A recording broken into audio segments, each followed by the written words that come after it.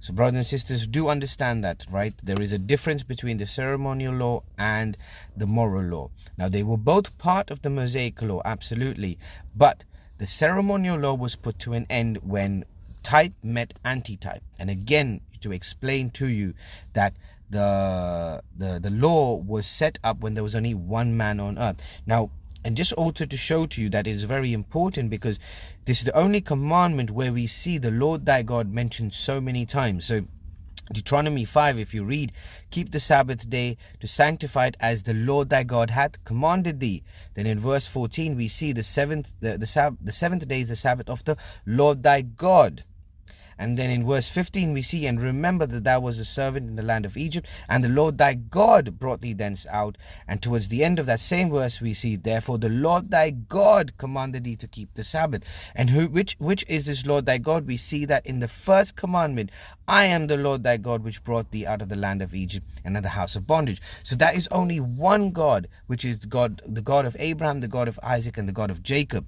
Jehovah, the Most High, Jesus Christ. We see that in Isaiah 9:6, wonderful counselor, the mighty God, everlasting Father, the Prince of Peace. So brothers and sisters, it is the Lord thy God has kept these. Now, and don't let people deceive you when it comes to Colossians 2:14-16, saying that Paul said, it was nailed to the cross. What Paul was saying to those people, like I mentioned to you, is that they had different holidays and different sort of festivals.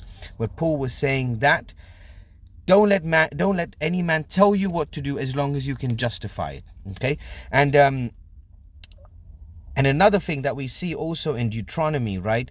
When we read verse, verse 10, showing mercy unto thousands of them that love me and keep my commandments.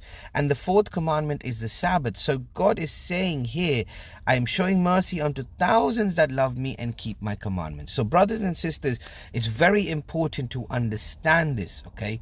That the ceremonial law was nailed to the cross because Jesus Christ was the Lamb of God that takes away the sins of the world, the ultimate sacrifice, okay?